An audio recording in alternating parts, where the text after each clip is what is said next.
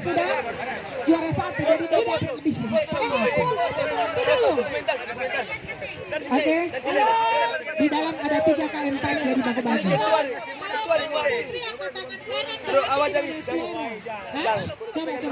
Kita belajar disiplin dulu. Dengar. Ya, lihat sini. Nanti saya tidak teriak. Kalau saya angkat tangan berarti diam. Saya angkat tangan kanan, siapa yang lihat saya angkat tangan kanan juga dan diam ya. Berarti yang belum angkat dia belum lihat saya. Oke.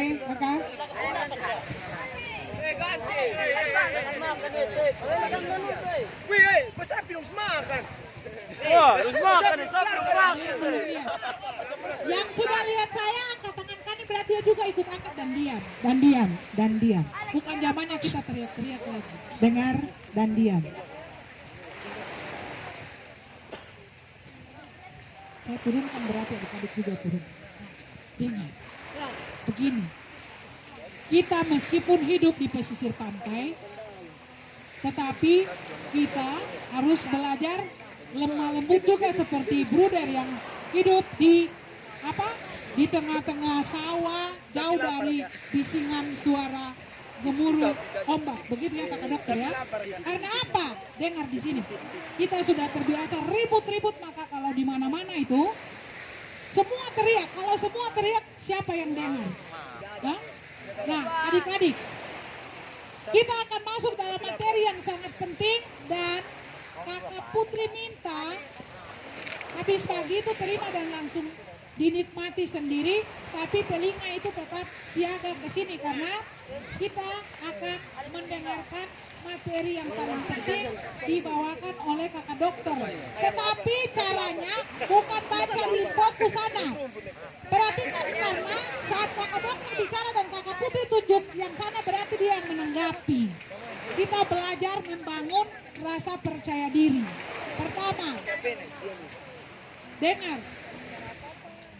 Tidak ada yang meninggalkan tempat ini tanpa izin. Kedua, semua terlibat aktif karena adik-adik datang di sini bukan untuk piknik, tapi untuk pembinaan. Betul atau tidak? Adik-adik OMK ke sini bukan untuk piknik kan? Datang untuk pembinaan, berarti setelah pulang dari kegiatan ini ada perubahan. Betul atau tidak? Nah, pastor paroki, kemudian pemerintah, kemudian dewan pastoral sudah menyiapkan acara dan kegiatan yang sangat bagus ini dengan dana yang bukan sedikit adik-adik. Nah, yang paling dibutuhkan di sini adalah keseriusan adik-adik untuk mengikuti kegiatan berharga ini. Karena kalau kegiatan pertama ini hasilnya di follow up atau dievaluasi bagus, maka Suster Alex sudah bilang ke Kakak Dokter dan Kakak Putri akan ada kegiatan lanjutan lagi. Betul ya Suster ya? Tepuk tangan dulu untuk Suster Alex. Ya. Nah, untuk itu kita jangan menyia-nyiakan waktu yang berharga ini. Bisa adik-adik? Oke, kita akan mulai kembali ke tema pembinaan kita. Adik-adik tahu tema pembinaan mulai dari kemarin siang sampai hari ini tema pembinaannya apa? Siapa tahu? Bagaimana? Dampak apa? Dampak dunia digital. Terus? Terhadap apa? Perlu dikasih tahu. Coba baca di spanduk. Dampak dunia digital terhadap orang muda Katolik. Coba ulang lagi. Dampak dunia digital terhadap orang muda Katolik. Pertanyaannya sekarang dengan jujur, siapa yang datang di sini di sakunya sekarang ini ada rosario? Angkat tangan. Tunjukkan sama saya. Rosario. Yang sekarang dia bawa. Bruder hitung, berapa yang bawa? Angkat tangan rosario. Siapa yang datang di tempat ini bawa rosario? Berapa? 5. Bukan Kakak Putri, tanya yang di rumah yang sekarang. Tunjukkan.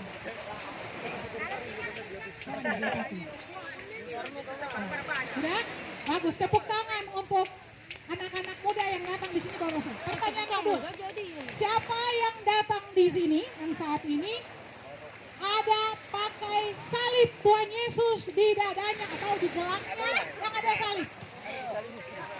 Jujur, jangan tipu. Ya? Ya. Kok malu-malu, angkat tangan tinggi-tinggi. Baik, tepuk tangan untuk mereka. Sekarang pertanyaan yang ketiga. Siapa yang saat ini ada bawa HP? Angkat tangan. Yang bawa HP, angkat tangan. Jangan malu-malu, Kakak Putri. Mau dapat hadiah ini, angkat tangan. Yang bawa HP sekarang angkat tangan. Saya juga bawa HP, saya angkat lagi. Nah, yang bawa HP sekarang, Bruder bawa nggak? Ah, bawa. Kakak dokter bawa? Bawa HP. Ya, ya. Sekarang, siapa, pertanyaan terakhir, siapa yang datang di sini tidak bawa rosario, tidak pakai salib, dan tidak bawa HP? Berdiri. Berdiri. Berdiri. Yang tidak bawa, tiga yang tadi Kakak Putri sebutkan. Oke. Bagus. Semua tepuk tangan, silakan duduk. Berdiri, duduk. Ya. Dengar. Sekarang saya angkat tangan lagi, yang lihat saya angkat tangan.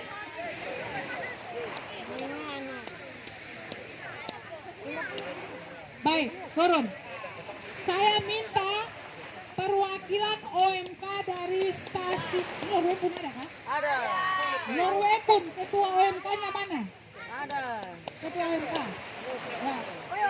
Ketua OMK Norwepun, Kakak Putri, Kakak Dokter mau dengar, ketika mendengar ada kegiatan pembinaan ini, adik datang di sini dengan tujuan apa? Tujuannya apa ya? Dijelas. Yang lain diam. Saya panggil satu-satu nanti. Ya, jangan takut, ini bukan pelajaran matematika, kita kan saling cerita saja. Ketua, namanya siapa nih? Yang lain suka kenal nama belum? Bilang nama, dari stasi mana, kemudian jelaskan tujuan saya mengikuti pembinaan ini untuk apa, silakan. Dalam hitungan 3 menit. Terima kasih atas waktu yang diberikan kepada saya. Perkenalkan, nama saya Maria Batjes, biasa dipanggil Tessa. Saya berasal dari stasi Norwepun. Tujuan kami datang ke sini untuk mengikuti kegiatan yang telah disediakan oleh Bapak Pastor dan Sister Alex. Kami di sini untuk mengikuti kegiatan rohani ini, tetapi ada juga yang tidak serius dengan kegiatan ini. Saya sebagai ketua dengan jujur bahwa kelompok kami tidak ada yang serius. Tujuan dan langsung koreksi, silakan dulu tepuk tangan untuk ketua OMK. Saya minta ketua OMK stasi Alusi Kelan, silakan datang. Alusi Kelan. Tadi itu tujuan Sekarang bilang nama, kemudian coba jelaskan kepada Kakak Dokter, Kakak Putri, dan juga Kakak Suster, Kakak Bruder sini. Harapan apa? Harapan apa? Adik tahu datang di sini kan tujuan sudah ikut kegiatan ya. Harapan berarti adik mengharapkan apa dari kegiatan ini? Silakan. Oke, baik. Kami berkenalkan nama saya Yosumitin Tomat. Saya berasal dari stasi Alus Kelan. Harapan kami OMK Alus Kelan datang untuk bercamping rohani, harus berubah dan mengikuti pembinaan yang dibawa oleh Kakak Dr. Yul dan Kakak Putri. Itu harapan kami. Kakak Bruder kemarin kan? Kakak Bruder dan Sister. Garis bawahi ingin berubah. Apakah yang lain juga begitu kah? Momar, betul kah? Momar bilang betul. Sekarang saya panggilkan Momar dari stasi mana? Alus Tamri. Ketua OMK kah? Dia ketua OMK Alus kah? Ketua maju. Itu harapan ya? Jelas. Mari. Kalau yang satu tadi tujuan, yang satu harapan. Sekarang dia bukan Momar. Namamu siapa? Niko. Niko sudah datang dari kemarin sampai hari ini. Menurut Niko, apakah kegiatan dari dari hari kemarin sampai hari ini sudah menunjukkan bahwa terjadi perubahan atau belum? Kalau sudah, apa tanda-tandanya? Kalau belum, mengapa sampai belum? Mengerti kasih? Kakak Putri ulangi lagi. Tadi dikatakan oleh teman OMK Alusi, Nur Embun datang di sini karena kegiatan dari Pastor Keroki dan Dewan Pastoral bersama suster. Tetapi tidak serius. Kalau yang dari sana harapkan ada perubahan. Niko sebagai orang muda Katolik yang kritis berarti bisa menilai dari kemarin sampai hari ini apakah sudah ada perubahan ataukah belum. Kalau sudah ada tanda-tandanya apa? Kalau belum, mengapa sampai belum? Silakan. Baik, kalau menurut saya masih sedikit ada perubahan karena sebagian yang datang cuma ikut berpesta-pesta dan yang sebagian ikut camping ruangan ini dengan serius.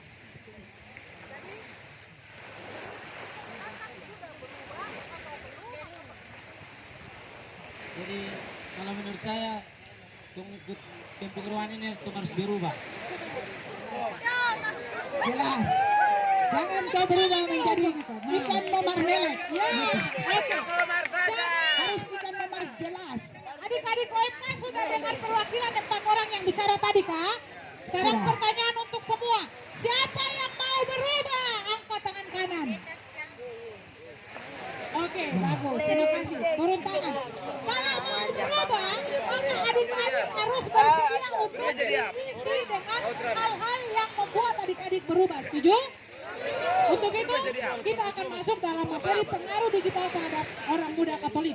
Dan di sini kita hadirkan narasumber kita, Kakak Dr. Yul. Sambutlah dengan tepuk tangan yang meriah.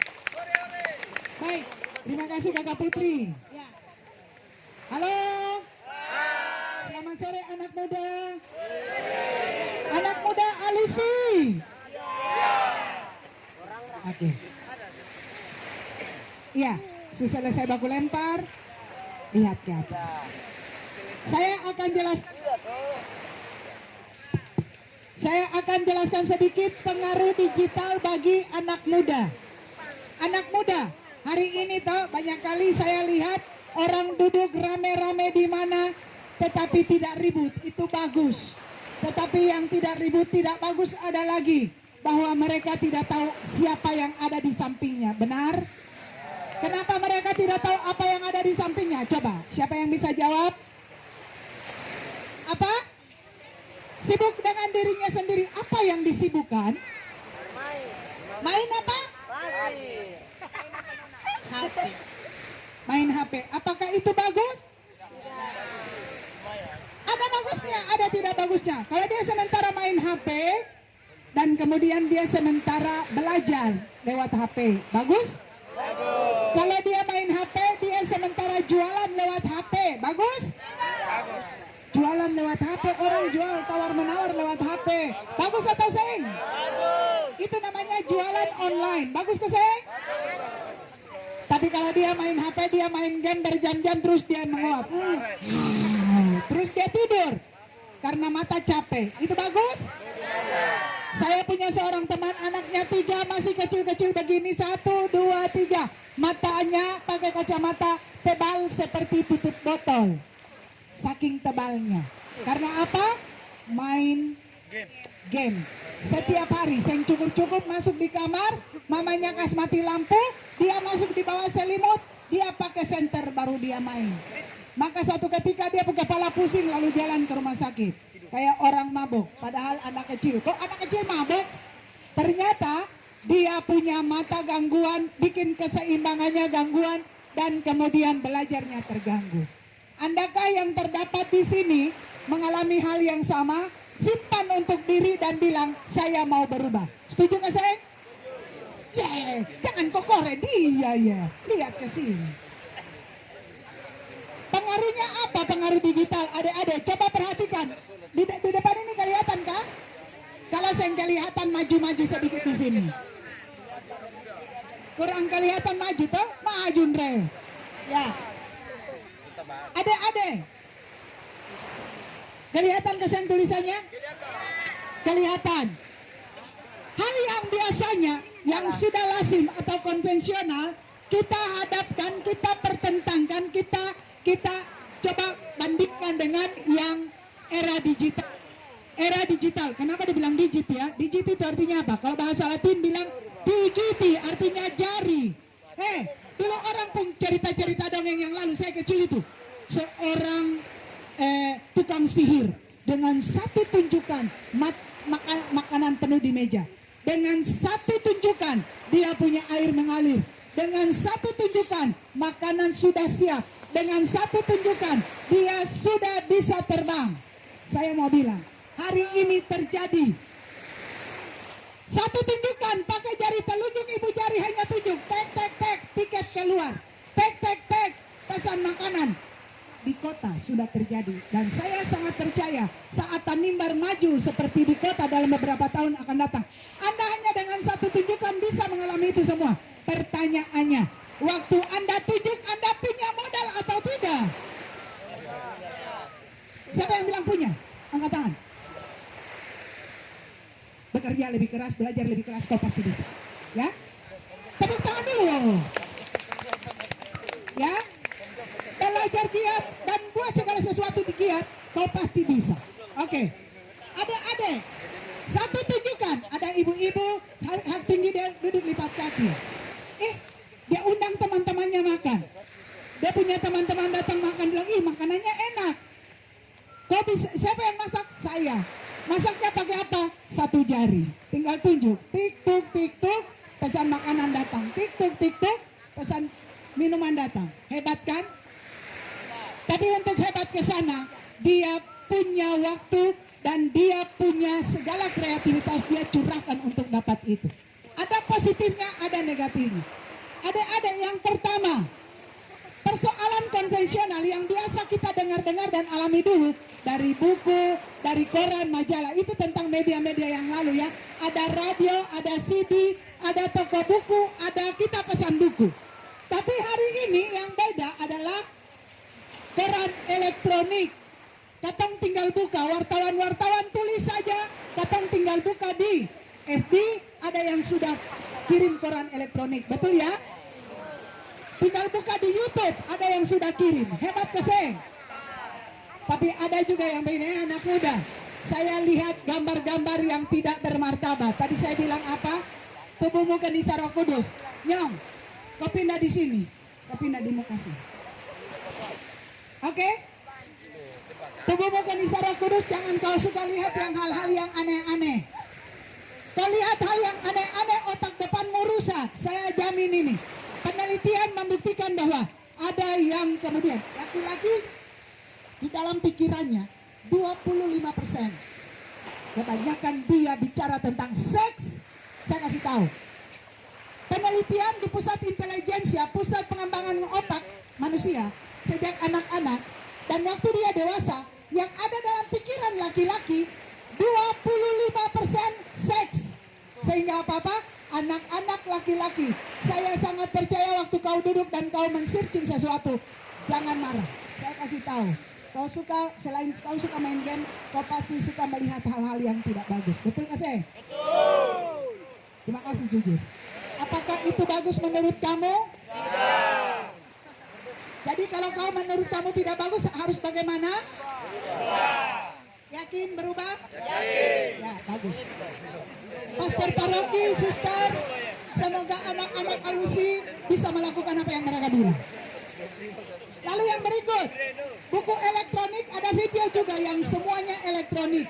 Anda bisa mendapat itu hari ini kalau ada sinyal. Tadi Bapak Ernest bilang toh, siapa yang nanti kemudian bisa video call dengan saya, pertama saya akan kasih pulsa data atau saya kasih pulsa buat dia. Si janjian kah belum? Tadi Bapak Ernest yang tadi dia sebelum kami ini. Sudah bro. Kapan ini habis sekolah lupa pengajaran.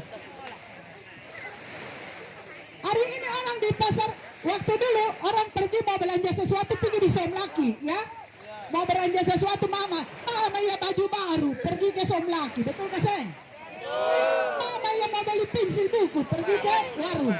Tetapi hari ini di kota sudah mulai. Kami ada di Somlaki, tinggal mengklik saja, pakai satu jari, tek tek tek tek. Pesan apa sepatu? Pak, warna apa? Ungu, Pak. Harga berapa? 350.000, tetet, 350.000. Kapan mau? Terima di tempat, uang baru bayar. Hebat. Tapi waktu dulu, uang di tangan, kaki di perahu. Waktu uang dikasih, barang baru diambil. Tapi hari ini tidak. Dahsyat, tempat yang jauh, kita hanya dengan tekan tombol, barang datang, dan setelah barang datang kita bayar. Hebat dunia teknologi. Hebat Keseng? Kau dan saya harus lebih hebat dari dunia ini. Supaya harus lebih hebat itu bagaimana? Kau yang bisa duduk, anak muda. Hari ini zaman corona kau tidak bisa duduk diam-diam saja begitu. Harus lebih lagi banyak belajar. Kalau sudah dapat sinyal di sini dan sudah bisa mengakses internet, buka dan baca lebih banyak, cari lebih banyak. Dulu orang bilang begini, saya punya buku satu, dia bilang begini, dia nama Bang Chandra, dia motivator, dia bilang begini. Kalau dulu orang punya tanah luas, orang punya tanaman banyak, sapi banyak atau ternak banyak, dia dibilang orang kaya. Di zaman industrialisasi, tanah dan barang-barang itu tidak berharga lagi. Siapa yang mengakses dan memproduksi hal banyak, dia akan kaya. Dia akan kerja keras, dia akan kaya. Tapi hari ini, siapa yang mengakses teknologi dengan positif dan lebih baik dan lebih banyak, akan sangat kaya. Saya punya teman-teman dagangan online, punya penghasilan lebih besar dari seorang PNS golongan 4. Saya ulang, saya punya teman hari ini dia ada di Somlaki dan dia bisa mengakses internet dengan baik dan dia mengambil langkah yang positif. Dia punya penghasilan lebih besar dari seorang PNS golongan 4. Kau punya bapak kalau guru atau pegawai di kantor camat dan lain-lain.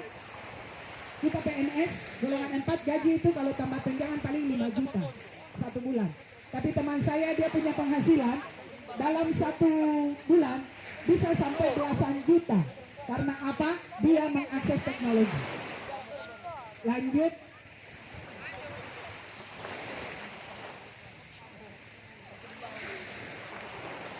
Hari ini beli tiket pesawat tinggal tekan saja. Hari ini buat yang lain tinggal tekan saja. Hari ini butuhkan apapun tinggal tekan saja. Ini gambar kurang jelas. Hasil penelitian bilang begini, anak-anak muda, anak-anak remaja, biasanya dari pagi sampai malam, dari pagi sampai siang itu mereka lebih banyak nonton TV, betul? Tapi kalau malam sampai tengah malam, mereka lebih banyak main game, main HP. Saya kemarin lihat di gereja Alusi Krawain, kan ada sinyal di situ ya. Ada anak-anak muda duduk di situ. Dia hanya tekun saja, saya bilang wow itu bagus sekali. Saya dekati ternyata apa? Main game. Pas lihat saya makin mendekat, dia putar lagu. Lagu yang ada di HP dia pakai speaker kecil yang pakai Bluetooth, lalu dia putar lagu dan dia kemudian angkat muka lihat saya dan dia senyum-senyum. Saya tidak tahu itu siapa yang ada di situ. Silakan tutup hidungmu kalau ada yang kentut, bersyukur. Terima kasih masih bisa kentut. Ya. Saya nggak apa-apa kalau ada yang kentut dan yang bersuara itu dia. Jadi jangan bersuara, nanti dong tahu bahwa kau yang kentut. Ade, remaja di era digital. Yang pertama, dia eksis di medsos. Hari ini dia push status, dia push baju warna ungu. Besok dia push status, dia push jari 2 naik, ser. Besok lagi dia push status, dia kumpul dengan banyak orang. Tidak ada lagi rahasia, tidak ada lagi privacy, hal-hal yang orang biasanya sembunyi dan mereka perlu untuk mensyukuri itu sendiri. Mereka sudah kemudian explore, mereka sudah expose, orang lain bisa lihat. Yang berikut, dia bisa bikin itu sebagai gaya hidup. Orang yang tidak eksis nanti besok lusa kalau FB sudah jalan dengan baik di sini atau juga Instagram dan lain-lain, dalam setiap detik dia punya status naik. Sampai orang si Senta mau like berapa ribu kali. Ada seorang teman saya, dia punya YouTube. Hari ini dia terima gaji lewat YouTube. Halo, dengar. Teman saya dia hari ini terima gaji lewat YouTube. memotret. Dia memotret dan bikin video di laut. Dia bikin video di mana ada kegiatan-kegiatan yang unik. Dia lepas di YouTube. Dia expose ke YouTube. Dan akhirnya apa? Dia punya yang suka ikut dia punya YouTube dan menyatakan like. Kemudian dia membagikan dia punya YouTube. Itu sudah lebih dari sekian. YouTube minta untuk kalau bisa lebih dari angka 1.000 atau 10.000, dia kemudian digaji. Gajinya pakai dolar. Hebat tuh? Hanya cukup bikin gambar-gambar, video-video, cerita-cerita positif. Kalau banyak yang suka, mereka like pakai jempol-jempol itu, kemudian subscribe dan kemudian dibagikan. Mereka kemudian dapat gaji dari sana. Dia dapat gaji dari YouTube. Jadi kamu juga lebih baik daripada main game setiap hari, pakai cara itu untuk tidak perlu harus jadi pegawai tapi bisa dapat gaji dari YouTube. Siapa yang mau? Siapa yang tertarik dengan ini? Ayo. Ada yang punya HP smartphone, yang HP saya punya Bapak Bom bilang itu HP namanya HP tuki-tuki. Karena apa? Pakai jari lah, ketok-ketok begitu. Oke. Lalu yang adik-adik, saya mau tanya, siapa yang sejak kecil umur 2-3 tahun sering dimarahi dan dipukul sama orang tuanya? Coba, angkat tangan. Siapa yang sering dipukul sama orang tuanya? Di sini yang ada dapat pukul?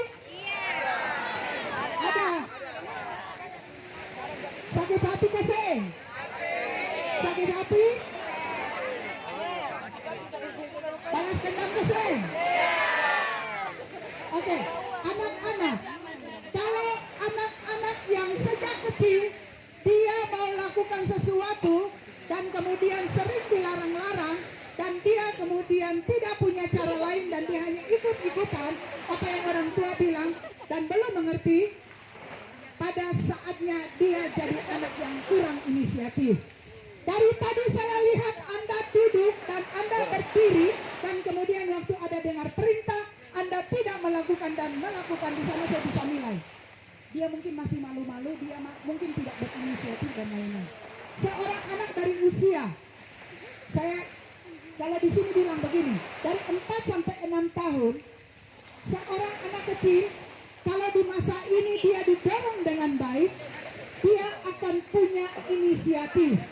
Tapi kalau dia kemudian segala sesuatu dia dilarang, segala sesuatu dia dikerasin, dia kemudian akan menjadi anak yang terus merasa bersalah, tidak percaya diri. Orang-orang yang kemudian tidak percaya diri hari ini cukup sadari, saya terlalu dilarang sama mama, saya terlalu dipukuli sama bapak dan mama juga. Saya kalau punya rasa percaya diri hari ini tidak ada, saya belum terlambat. Anda masih bisa belajar untuk terus dan membuat masa-masa indahmu ini bisa jadi sesuatu yang baik, ya. Kemudian yang berikut, anak-anak kemudian di usia 6-12 tahun mengejar kompetensi diri. Dia menunjukkan bahwa dia mampu. 6-12 tahun ini, kalau di masa ini kemudian dia terlalu dilarang dan dipukuli juga, anak-anak yang seperti ini di usia ini dia kemudian bisa, kalau dia tidak dilarang dan dia terus didorong dan dia terus diberi semangat, dia akan kreatif, dia akan sangat percaya diri, dia akan bisa berbuat apa saja. Orang larang ini tidak boleh buat ini, dia bisa buat apa? Orang kemudian menganggap dia. Jadi ada yang pandai melukis. Di sini siapa yang punya hobi melukis? Ada yang punya hobi melukis? Katanya di sini punya hobi kebanyakan itu hanya menari, ya, betul ya? Banyak menari bola voli. Itu bagus. Kemudian bagus waktu motorik halusnya juga dilatih. Ini jadi catatan buat guru-guru memang. Orang tua juga demikian. Anak akan kreatif dan dia akan juga punya masa depan dari kreatif. Saya punya teman, dia punya orang tua paling punya penghasilan banyak, tapi yang satu, dia dibina dari kecil untuk melukis dan hari ini dia biasanya pajang dia punya lukisan di tempat-tempat yang baik sekali dan sering dia hidup dari melukis. Dia ketemu dengan suaminya yang juga seniman dan mereka hidup dari melukis. Hebat sekali. Kalau dia saat ini mengalami bahwa dia sering dilarang, dipukuli, bahkan dikerasi, dia akan jadi rendah diri. Lalu yang berikut, ini anak-anak remaja usia 13 sampai 18 tahun. Yang ada di sini saya lihat di usia itu ya. Adik-adik, waktu kalian sementara mencari identitas jati dirimu, ini usia ini ya. Kalau untuk usia seperti ini dan kamu mendapat ruang yang baik, orang tua rela untuk kamu datang retret, orang tua rela untuk kamu mengembangkan diri, kembali ke sekolah, ikut kegiatan dengan baik. Dan kalau kamu sungguh-sungguh mengajar itu dengan baik, maka kamu akan memperoleh satu kondisi yang akan membentuk kamu menjadi setia. Tapi kalau tidak, akan membuat kamu menjadi bingung untuk menentukan peran kamu seperti apa. Untuk itu di usia seperti ini adik-adik, masa yang paling indah jangan dilewatkan. Terus bersemangat untuk cari, terus bersemangat untuk mengejar, terus bersemangat untuk belajar. Saya tidak banyak bicara lagi dan selalu ingin mengasihi, dikasihi. Anak remaja punya ketertarikan tak satu dengan yang lain. Yang tidak punya ketertarikan mungkin dia masih bayi. Ya, itu dia masih berteman saja. 18 sampai 24 tahun. Ini masa di mana orang mencari cinta. Tapi kalau yang masih sekolah akan ada waktunya. Jangan buru-buru. Ya. Kalau memang seperti itu dan kamu perlu untuk saling mendukung dalam sekolah, dalam studi dan lain-lain, oke-oke saja. Selanjutnya dewasa. Dan terakhir saya pesan adik-adik.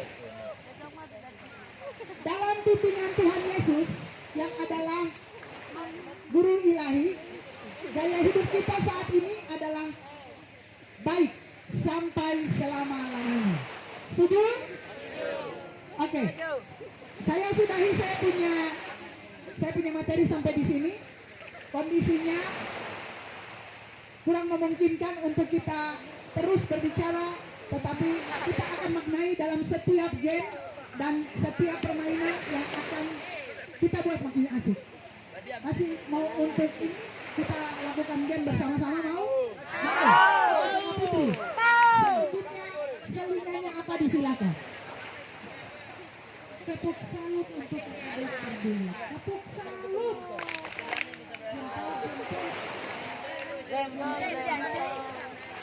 Salut. Ini tidak bahagia.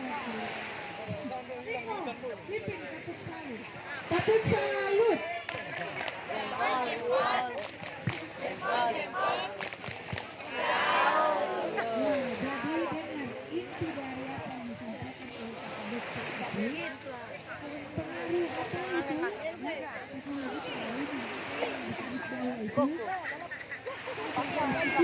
Tetapi ada negatifnya. Kalau berkembang, lebih banyak memilih pengaruh positifnya.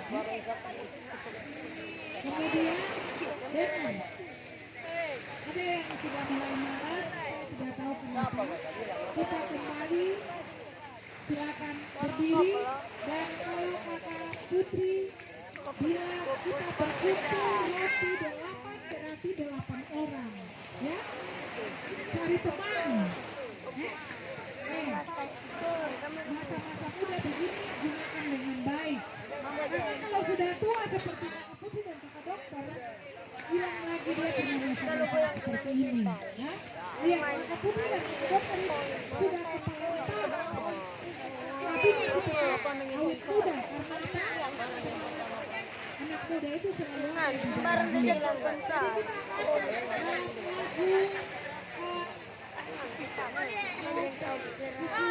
lagu